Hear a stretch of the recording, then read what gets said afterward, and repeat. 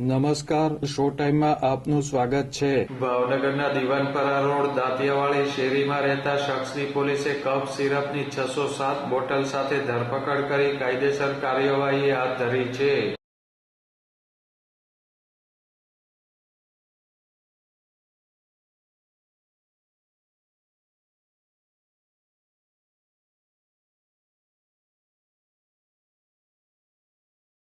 SOG પોલીસે બાતમીના આધારે દિવાનપરા રોડ દાંતિયાવાળી શેરીમાં રહેતા અહેમદ અલ્તાફભાઈ શેતાને જવાહર મેદાન પાસેથી કફ સિરપના બિન અધિકૃત જથ્થા સાથે ઝડપી લીધો હતો।